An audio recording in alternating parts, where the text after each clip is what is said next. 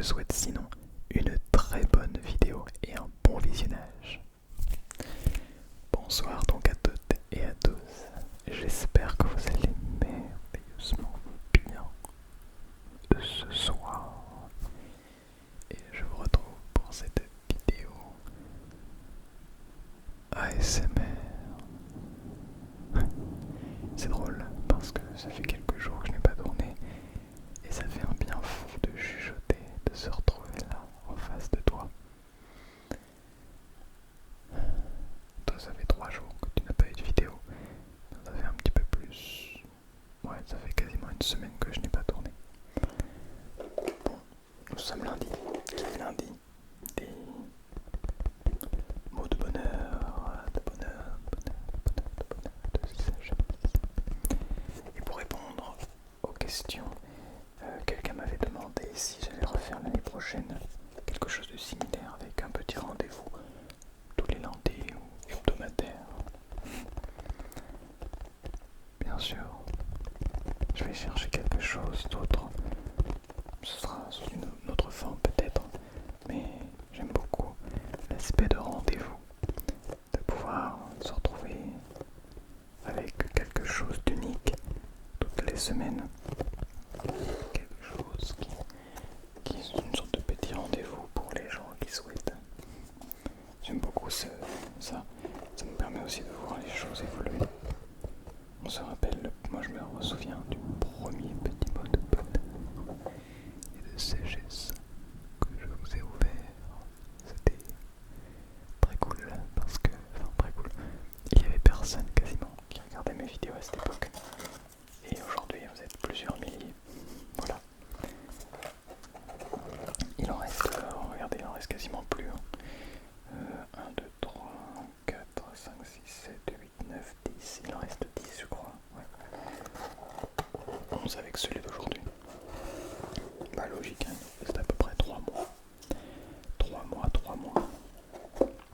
Alors,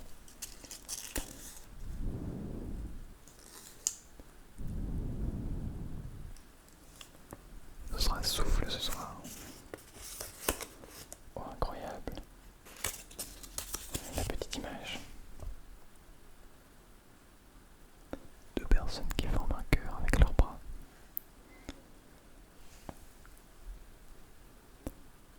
Être capable de trouver sa joie dans la joie de l'autre.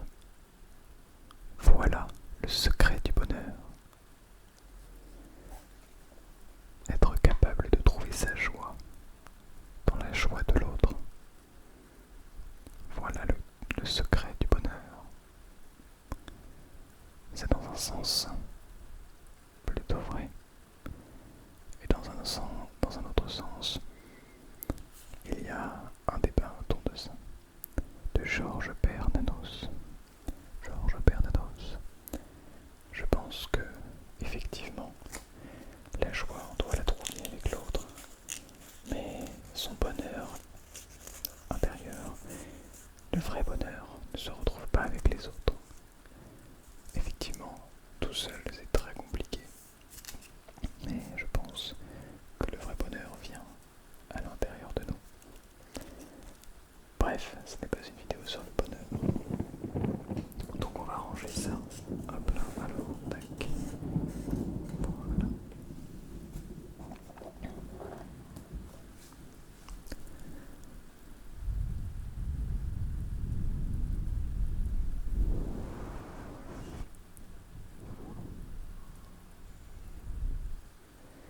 On va tester plusieurs types de souffle.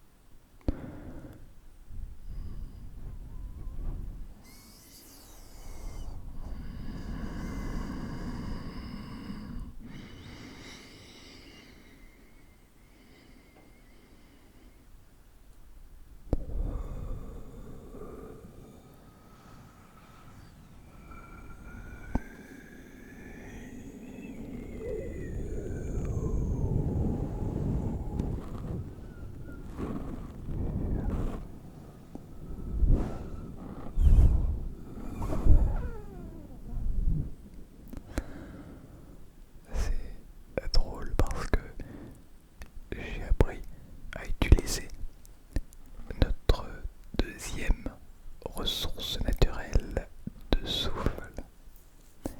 Nous en avons une qui est les poumons.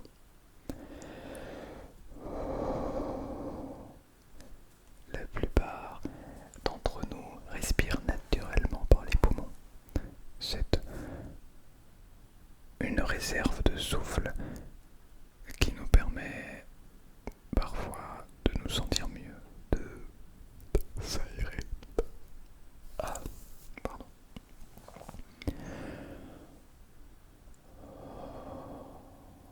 Ça nous permet de s'aérer, d'aérer notre air.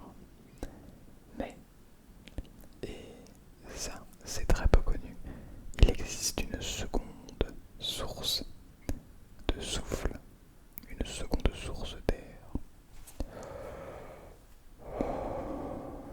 Avec les poumons, nous avons une toute petite réserve. Mais dès lors que l'on vient utiliser le diaphragme, cela vient créer une seconde ressource d'air. Le diaphragme, on le retrouve au niveau du ventre. Donc je vais essayer de vous montrer en récupérant l'air des poumons, puis l'air du diaphragme. D'abord uniquement l'air des poumons.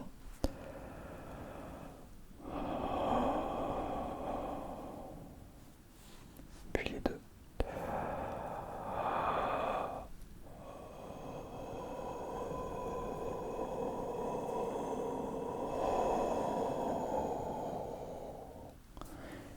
J'ai deux réserves, ce qui me permet d'avoir un souffle plus long. Mais surtout, pour se sentir encore plus léger, eh bien il est important de prendre des respirations du diaphragme.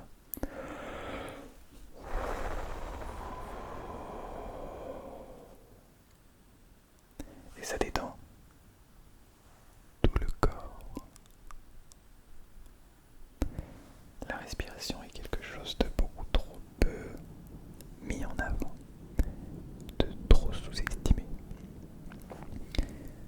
Je pratique depuis une semaine, un peu plus d'une semaine. J'essaie tous les jours. Ça fait une semaine que je le fais tous les jours. J'essaie déjà avant. Mais là, j'essaie de le faire pendant au moins 30 jours. Faire de la méditation. Et c'est extrêmement dur. Pour être tout à fait honnête avec vous, c'est très difficile de rester concentré sur sa respiration. Ça demande un effort qui ne vient pas naturellement. Encore moins aujourd'hui avec toutes les distractions qu'il y a, toutes les pensées que nous pouvons avoir sur tout un tas de choses. Et la méditation nous permet justement de nous concentrer sur le souffle.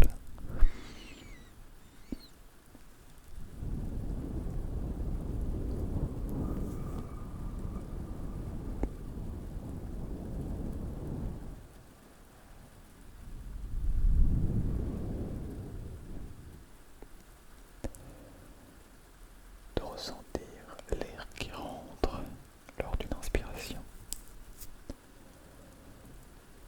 de la ressentir dans le cou qui arrive si on respire par les poumons ou si on respire par le diaphragme.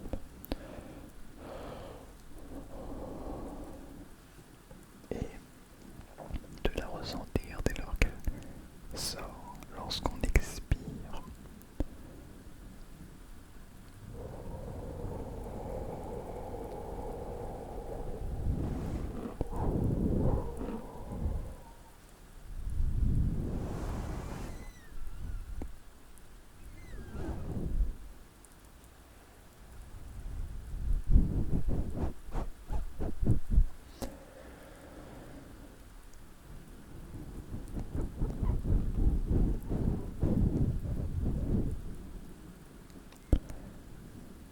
En faisant ce travail de méditation,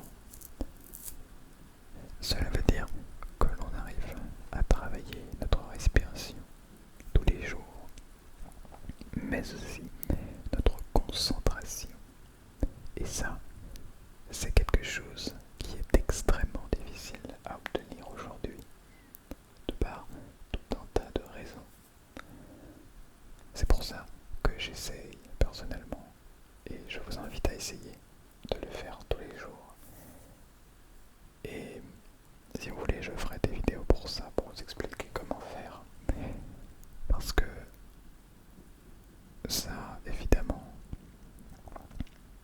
c'est surpuissant. Être capable de, sans parler de contrôle, mais plutôt d'écoute de sa respiration. Après, la maîtrise de cette dernière va être pratique pour des sports pour des activités comme la natation, qui demandent une très bonne maîtrise de sa respiration, des instruments lorsqu'on fait de la musique, ce qui est mon cas, des instruments à vent, lorsqu'on doit souffler, il est important de pouvoir bien maîtriser sa respiration pour pouvoir aussi bien tenir sur le temps que d'être capable de faire, par exemple de respirer en même temps que d'inspirer en même temps que d'expirer. Par exemple, je continue à souffler, j'utilise l'air qu'il y a dans ma bouche pour respirer par le nez, et donc ça me permet d'avoir un flux d'air infini.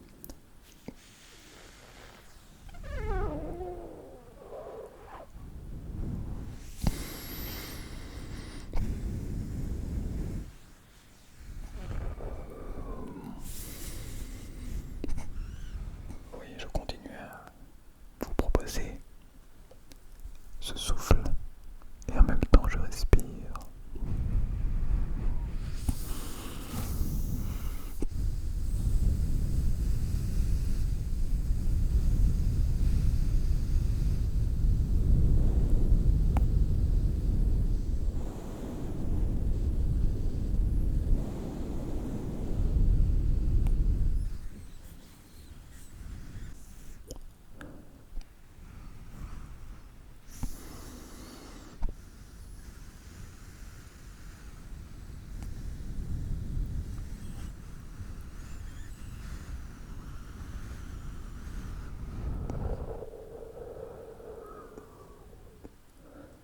Etc. etc. Et je pourrais continuer ainsi et avoir un cycle de respiration infinie. Respirer dès lors qu'on n'a presque plus d'air. Utiliser l'air qu'il y a dans la bouche. Et respirer et inspirer en même temps. Toutes ces techniques. Quand on joue également, capable de prendre des grosses respirations en très peu de temps. Et bien tout ça permet d'améliorer notre capacité respiratoire et donc d'oxygéner mieux notre corps, d'oxygéner mieux notre esprit, notre tête finalement, et donc après d'être capable de prendre plus de temps pour faire du sport aussi, d'avoir plus d'espace mental et d'être en meilleure capacité avec nous-mêmes, en meilleur pas contrôle, en meilleure écoute avec qui on est, qui on a besoin d'être. Et je pense que cet exercice de souffle devrait être appris à l'école en fait, limite, qu'il y a un truc comme ça, bref. Là on part dans un autre débat, mais je pense que nous devons faire ça, en tout cas fortement conseillé, parce que ben, après on est apte à beaucoup plus de choses, on cède moins à nos émotions, on est capable plus de comprendre nos émotions et donc de moins réagir à chaud, d'avoir plus de recul, d'être capable quand quelque chose ne va pas, parce que beaucoup de choses ne vont pas, d'être capable de souffler, de prendre une profonde respiration.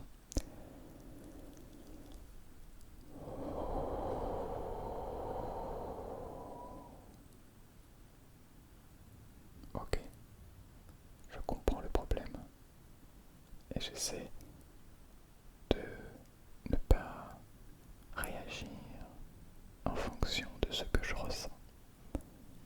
Sinon, bien, on arrive à des situations